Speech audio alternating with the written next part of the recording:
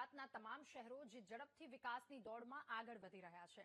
આવનારા વર્ષોમાં 2030માં Commonwealth games જેવા વૈશ્વિક ઇવેન્ટનું આયોજન એ શહેર માટે ગૌરવની સાથે સાથે એક મોટી જવાબદારી પણ છે. રસ્તાઓનું વિસ્તરણ, ઇન્ફ્રાસ્ટ્રક્ચરની સુધારણા, પબ્લિક ટ્રાન્સપોર્ટને પ્રોત્સાહન, ભારે વાહનોને શહેરની બહાર મર્યાદિત કરવાનો સરકારે જે નિર્ણય લીધો છે, આ બધું જ વિકાસની દિશામાં એક મહત્વપૂર્ણ પગલાં ગણાય છે.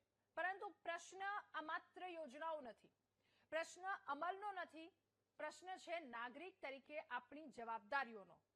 પ્રશ્ન છે એ જે જવાબદારી નિભાવવા માટે લોકોને જવાબદારીનું ભાન કરાવવા માટે જે લોકો ઉભા છે, શું તે પોતે પોતાની જવાબદારી બરાબર નિભાવી રહ્યા છે? ટ્રાફિક જામ, રેડ સિગ્નલ અને આ સિગ્નલ તોડવાની ટેવ, wrong side driving, helmet, seat belt, આ બધા જ પ્રત્યેની ક્યાંક ને ક્યાંક આપણી બેદરકારી હોય છે. એટલે સવાલ એ થાય છે, જ્યારે શહેરને આંતરરાષ્ટ્રીય સ્તરે રજૂ કરવાની વાત આવે છે, ત્યારે ફક્ત ચકાચક રસ્તાઓ આપી દઈએ તો આ વસ્તુ પૂરતું નથી. શિસ્તબદ્ધ રીતે ટ્રાફિકનું પાલન કરવું એ પણ એટલું જ જરૂરી છે. આપણી એક આદત છે કે જ્યાં જગ્યા મળે ત્યાંથી નીકળી જઈએ, ફટાફટ નીકળી જઈએ, સિગ્નલ ક્રોસ કરી દઈએ, સિગ્નલને તોડીને આગળ નીકળી જઈએ, પછી કેટલાય લોકો ઉભા હોય અને કેવાય ભયંકર અકસ્માતો થાય છે. અને આવી રીતે જ્યારે નીકળી જાય છે ત્યારે એક વ્યક્તિ જે પોતે તો કલાકો ફસાય છે પણ લોકોને ફસાવે છે. રસ્તા પર રોકનારું કોઈ નથી તો મારે શું છે ને એ ક્યાંક ને ક્યાંક હેરાન કરે છે. એક તરફ કોમનવેલ્થના સપના જોઈ રહ્યા છીએ આપણે અને બીજી તરફ ટ્રાફિકના આવા દ્રશ્યો. જો આ વસ્તુ યથાવત રહેશે તો આ નોર્મલ નથી. બીજો એક નિર્ણય લેવામાં આવ્યો છે, લક્ઝરી અને એસટી બસોની એન્ટ્રી એસજી હાઈવે અને એસપી રિંગ રોડ સુધી મર્યાદિત કરવાનો જે નિર્ણય લેવામાં આવ્યો છે કે ત્યાંથી જ હવે બહાર કશે જવું હશે તો ત્યાંથી બસ મળી જશે કે જેના કારણે અંદરની ટ્રાફિકની સમસ્યા છે એને નિયંત્રણમાં લાવી શકીએ. ત્યારે સવાલ એ છે કે શું ટ્રાફિક ઘટાડવાનો આ સચોટ ઉપાય સાબિત થશે?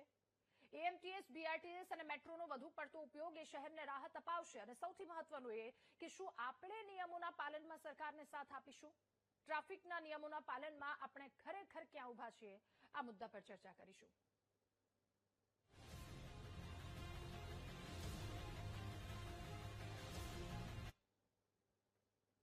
ત્યારે અમદાવાદના અલગ અલગ જગ્યા પરના એસજી હાઈવે પરના જે દ્રશ્યો જોઈએ, ક્યારેક ટ્રાફિકમાં ફસાયા હોય, ત્રણ સિગ્નલ પછી જવાનો વખત આવે. હવે ઉનાળાનો સમય શરૂ થઈ ગયો છે અને આમાં ટ્રાફિક સિગ્નલ તોડીને આપણે જઈએ છીએ. કોમનવેલ્થની તૈયારી કરી રહ્યા છે, આ ગેમ્સની તૈયારી, અને તૈયારી વચ્ચે ક્યાંક આવી માનસિકતા. અને બીજી તરફ જે જવાનો ઉભા છે, જેમની જવાબદારી છે કે લોકોને આ રૂલ્સનું પાલન કરાવવામાં આવે, ક્યાંય એ દેખાતા પણ નથી. રસ્તામાં કેટલીક જગ્યા પર ખાડા હોય છે, એ ખાડાના કારણે ભારે ટ્રાફિક જામ સર્જાય છે. આ બધી જ પરિસ્થિતિ અને છેલ્લે સવાલ એ છે કે શું આપણે જે સપના જોઈ રહ્યા છે ખરેખર એ સપનામાં જો આ જ રીતે રહેશે તો કોઈ જ પ્રોબ્લેમ ઉભો નહીં થાય? આપણી સાથે કેયુરભાઈ રોકડિયા, ધારાસભ્ય સયાજીગંજના જોડાયેલા છે. ડોક્ટર હિમાંગભાઈ પણ આપણી સાથે જોડાયેલા છે, નેતા કોંગ્રેસ, અને જાગૃત નાગરિક અમદાવાદના પ્રણવભાઈ વસાવડા આપણી સાથે જોડાયા છે.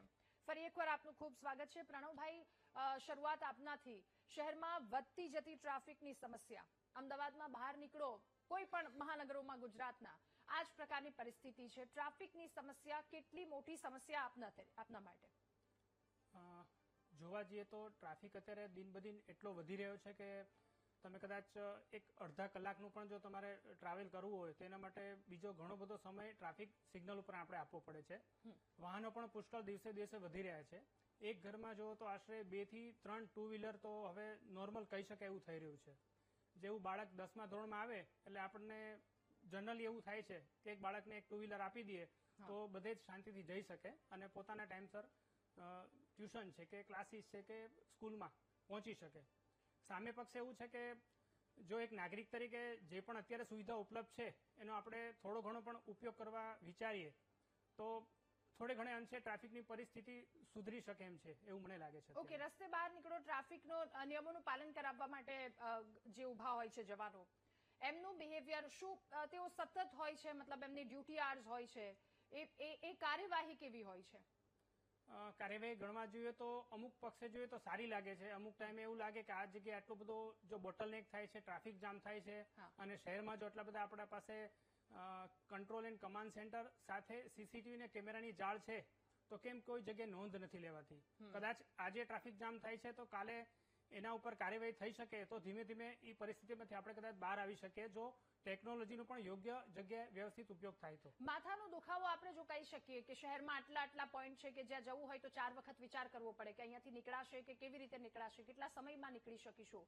આવા કોઈ સ્પોર્ટ કે જ્યાં કામગીરી થવી હવે આવશ્યક લાગી રહી છે? કહી શકાય તો આપણે એસજી વેવ પર ઘણા એવા પોઈન્ટ છે કે તમે જોઈ શકો કે જ્યાં કદાચ ફ્લાયઓવર બન્યા છે પણ આગળ ઉતરો ત્યાં બોટલનેક થાય છે. તો એવા સ્પોટ ઉપર જો વ્યવસ્થિત જો વધારે જવાન રાખીને વ્યવસ્થિત ટ્રાફિકનું નિયમન કરાય તો ઓછા ટાઈમમાં લોકો પસાર થઈ શકે. હેમાંગભાઈ, હવે એ સવાલની સાથે આપની પાસે જાણવું છે, સમજવું છે કે આ તો થઈ અમદાવાદની વાત, અલગ અલગ જગ્યા પરની, પરંતુ જો અમદાવાદ કોમનવેલ્થ ગેમ્સની પણ તૈયારી એક તરફ કરી રહ્યા છે અને એમાં આવા ટ્રાફિક જામના દ્રશ્યો સામે આવશે. આજે જ એક વડોદરાનો એક લગ્નમાં યુવતી જઈ રહી હતી, એના પોતાના લગ્ન હતા, એ દુલ્હન કે જેને એક્ટિવા પર જવું પડ્યું ટ્રાફિકના કારણે. તો કોમનવેલ્થ ગેમ્સ એ સમય શું આબરૂ નહીં નીકળે આવે પ્રકારની સ્થિતિ હશે તો? ટ્રાફિક બહુ મોટો પ્રશ્ન માત્ર અમદાવાદ, રાજકોટ, વડોદરા નહીં, 5 દેશ માટે થઈ ચૂક્યો. ટ્રાફિકની સાથે બીજો પ્રશ્ન પણ જે આપણે ધ્યાન દેવું પડે એવું છે એ એર ક્વોલિટી ઇન્ડેક્સ AQI નો છે.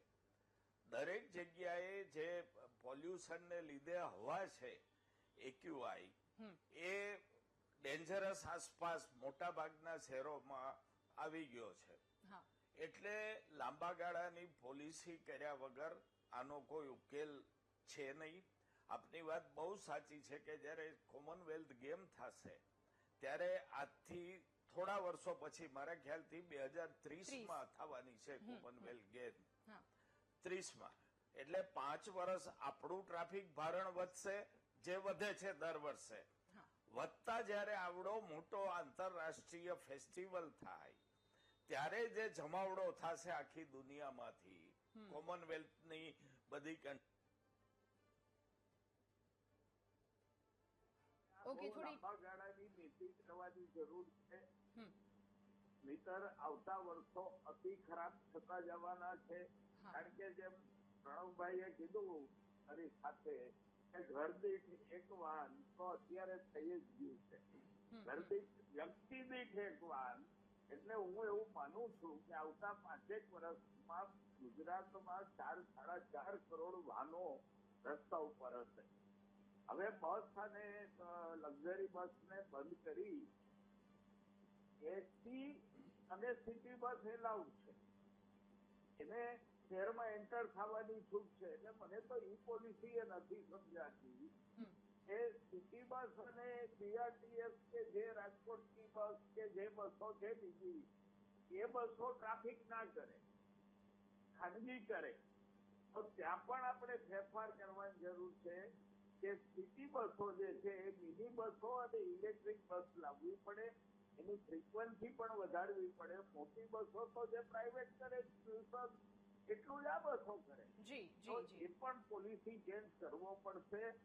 ભરતી વધારે કરવી પડશે. ટ્રેન્ડ ટ્રાફિક કંટ્રોલરની સંખ્યા ખૂબ વધારવી પડશે. કેયુરભાઈ, હવે આપની પાસે કોમનવેલ્થ ગેમ્સ અને તૈયારી કરવામાં આવી રહી છે, પરંતુ સવાલ એ પણ કે એના માટે ટ્રાફિકને લઈને શું એક્શન પ્લાન છે? કારણ કે આગામી સમયમાં એ વાહનોની સંખ્યા વધવાની છે અને જ્યારે 2030નો એ સમયગાળો, એટલે આપ સમજી શકો છો કે રસ્તા પરની શું પરિસ્થિતિ થશે. શું તૈયારી, શું રોડમેપ? જે રીતે ગુજરાતની, દેશની આર્થિક ઉન્નતિ વધી રહી છે અને આર્થિક રીતે પગભર ફેમિલીઓ ખૂબ મોટી સંખ્યામાં થઈ રહ્યા છે, એટલે હું બંને વડીલોની વાતથી સંમત છું કે વાહનોની સંખ્યા કૂદકે ને ભૂસકે વધી રહી છે. મોટા વાહનો, લોકો પહેલા બાઇક વાપરતા હતા, હવે દરેક ઘરમાં ગાડીઓ જોવા મળે છે.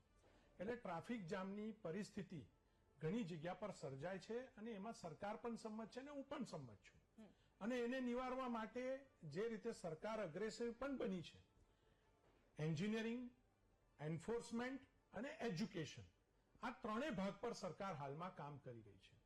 એન્જિનિયરિંગ વિષયની અંદર ગુજરાત સરકાર હોય કે કોર્પોરેશન હોય, અમદાવાદ કોર્પોરેશન હોય, વડોદરા કોર્પોરેશન હોય, રાજકોટ કે સુરત, આ કોર્પોરેશનો પણ કામ કરી રહી છે. જ્યાં જરૂર પડે છે ત્યાં નવા બ્રિજીસ બની રહ્યા છે, રસ્તા પહોળા થઈ રહ્યા છે, સર્કલો અમે નાના કરી રહ્યા છે, એ પણ એન્જિનિયરિંગનો ભાગ છે. હવે એન્ફોર્સમેન્ટ તો સરકાર દરેક જગ્યા પર, હાલમાં જ હું એક અભિનંદન હર્ષભાઈને આપીશ. અભિનંદન આપવાનો ખરેખર આ જગ્યા પર પણ હું એને એટલે આપીશ હર્ષભાઈને, કારણ કે 10,000 જેટલા માનદ વેતનના કર્મચારીઓ કે જે લોકોને પ્રતિદિન મિનિમમ વેજીસ પ્રમાણે ચૂકવીને પણ ટ્રાફિક મેનેજમેન્ટ માટે અલગ બ્રિગેડ માટે 10,000 નવા જવાનો સરકાર ફાળવી રહી છે અલગ અલગ શહેરોની અંદર. એટલે એન્ફોર્સમેન્ટ માટે હાલમાં પણ જે નિર્ણય આપે પણ જણાવ્યો કે ભાઈ સિટીની અંદર લક્ઝરી બસ અને ભારે ડમ્પર્સ ને એ બધું નહીં પ્રવેશે, તો આ દિશાની અંદર પણ સરકારે કરેલા નિર્ણયની હું પ્રશંસા કરું છું. કેયુરભાઈ, એક સવાલ એ પણ કે ક્યાંક લોકોની માનસિકતા પણ એ હોય છે કે મારે શું, અહીંયા કોઈ ટ્રાફિક પોલીસ નથી તો પછી નીકળી જવા દો, સિગ્નલ તોડી અને નીકળી જાય છે, અકસ્માત કેટલોય લાંબો ટ્રાફિક જામ સર્જાય છે. હું એને ત્રીજા ભાગ સાથે જોડીશ, એજ્યુકેશન સાથે. પરંતુ જો એન્ફોર્સમેન્ટની વાત કરું ને, તો પહેલા એન્ફોર્સમેન્ટ માટે હું વિઝનરી નેતાઓને સલામ આપીશ, નરેન્દ્રભાઈને ખાસ, કે એમને જે રિવરફ્રન્ટ બનાવ્યો ને, તો અમદાવાદ શહેરની અંદર જે ભાગની અંદર ટ્રાફિક જામ આશ્રમ રોડથી લઈને થતા હતા, રિવરફ્રન્ટનો ઓલ્ટરનેટ રસ્તો ઉભો થયો, તો એ ટ્રાફિકની પરિસ્થિતિમાં અમદાવાદને થોડીક રિલીફ મળી. ક્યાંક બીઆરટીએસ બસોનું પણ જે જાળ રચવામાં આવી, જેટલી પબ્લિક ટ્રાન્સપોર્ટ વધશે એટલી જ જગ્યા પર ટ્રાફિક મેનેજમેન્ટ સરળતા થશે. આજે તો અમદાવાદ અને ગાંધીનગરમાં મેટ્રોની શરૂઆત કરવામાં આવી છે. જવાબદારી નિભાવવા માટે એ લોકો સજ્જ થાય, એના માટે પણ કડક નિયમો હોવા જોઈએ ને કેયુરભાઈ? બિલકુલ સાચી વાત છે. એન્ફોર્સમેન્ટ માટે જ્યાં પણ ટ્રાફિક નિયમન યોગ્ય ના થતું હોય ત્યાં સરકાર કડક પગલા લઈ જ રહી છે, અને એમાં કોઈ પણ પ્રકારની કોમ્પ્રોમાઇઝ, પાછલા તમે કેટલી ઘટનાઓ જુઓ કે જેને સ્પીડિંગ કર્યું હોય ને એક્સિડન્ટ થયા હોય, એમાં ભલભલા ચમરબંધીના છોકરાઓને પણ સરકારે છોડ્યા નથી. સરકાર એ બાબતમાં એકદમ કટિબદ્ધ છે. કેયુરભાઈ, સમયનો પણ અભાવ છે. પ્રણવભાઈ, એક અંતિમ સવાલ આપને મુદ્દા એ પૂછવો છે કે આમાં શું ફેરફાર આવવો જોઈએ, શું બદલાવ આવવો જોઈએ?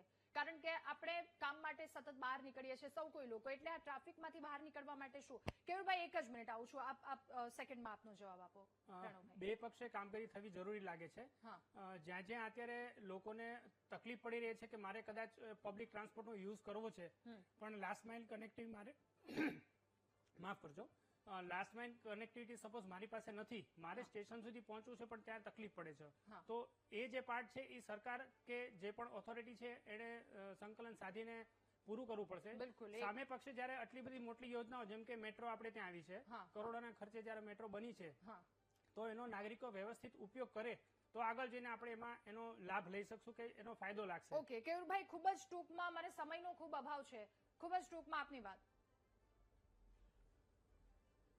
જેવી રીતે વસાવડાજી કહ્યું છે કે મેટ્રોનો ઉપયોગ કરવો, પબ્લિક ટ્રાન્સપોર્ટનો ઉપયોગ કરવો, બીઆરટીએસ બસનો ઉપયોગ કરવો, હવે તો ઈ બસો પણ આવી રહી છે તો એનો ઉપયોગ કરવો, એ એસી ઈ બસો છે તો પબ્લિક માટે હું પબ્લિકને આપના માધ્યમથી અનુરોધ કરું છું કે મેક્સિમમ પબ્લિક ટ્રાન્સપોર્ટેશનનો ઉપયોગ કરે.